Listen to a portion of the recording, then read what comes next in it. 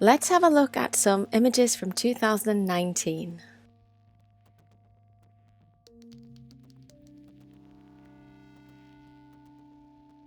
When I was preparing for Huely 2023, I had a look back at the colour palettes and images from the previous 5 years of the challenge.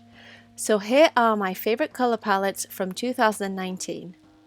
These were trickier to pick than you'd think, as I had to narrow down 31 colour palettes to just 5.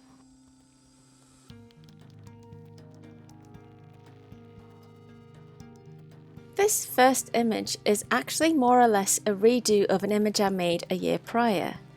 I realised that the initial colour palette wasn't quite optimal, as there were some contrast issues here and there. Therefore, I tweaked the colours and created a very similar scene. Another thing I did differently was to use layer styles to add additional colour variations to make sure that the turtle would stand out more.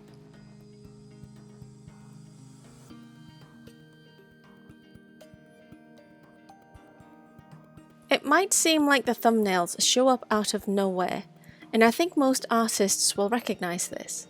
At times when I'm sketching, I have multiple ideas.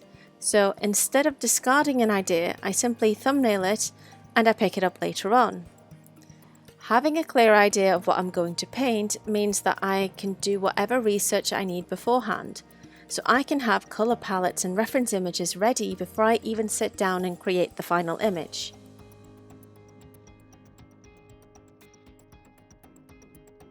In my video showing my favourite colour palettes from 2018, I mentioned that the first year wasn't planned out. Truth be told, I hadn't planned out the challenge in 2019 either.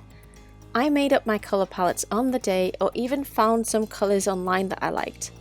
For those wondering, at the time I was using Adobe Color, Adobe's colour palette generator, to get inspiration, though I also took inspiration from others. One thing I did differently from 2018 to 2019 was that I was actually sharing my colour palettes in my Instagram stories. This way people could join if they wanted to, and a few people actually did.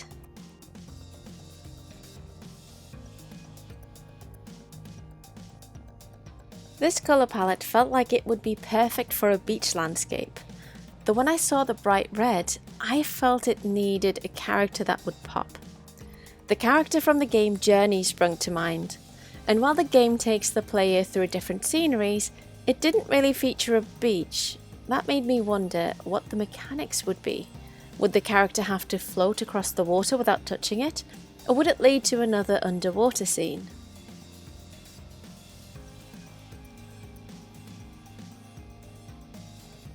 Two Journey-themed illustrations in one challenge, is that a coincidence? Well, yes and no. I actually painted the first version less than a month prior to this, but after painting the beach scene, I really wanted to give it another go. You see, I wasn't too happy with how the first one came out, but the colours really appealed to me. I really love those cool blues with that bright, warm red. This also shows that you don't need to wait a long time to redo an image if you know you're not happy with it. Sometimes it doesn't take long to see what's not working, and if you figured out what you need to do to fix an image, or what you would do differently the second time round, then go ahead and redo the image if you have the time for it.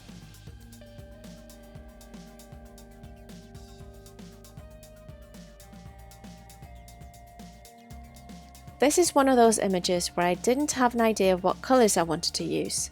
Instead, I was working away from a landscape theme. And it turns out that the initial colours I picked didn't work. To change things up, I decided to make the landscape a bit more fantasy-like, which made me experiment more with colours. In the end, I found a colour palette that set a dreamy fantasy mood that really makes the illustration. This is one of the things that the current version of Huely doesn't allow me to do: see how an idea works and then tweak the colours to fit. This is because the colour palettes are set beforehand, and as I picked the colours, I would feel bad for changing them, as I should have made different choices beforehand. Do you have a favourite colour palette from this video? Let me know in the comment section.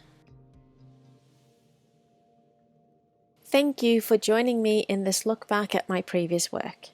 More process videos are up on my YouTube channel, and you can find more of my work on my website and on social media.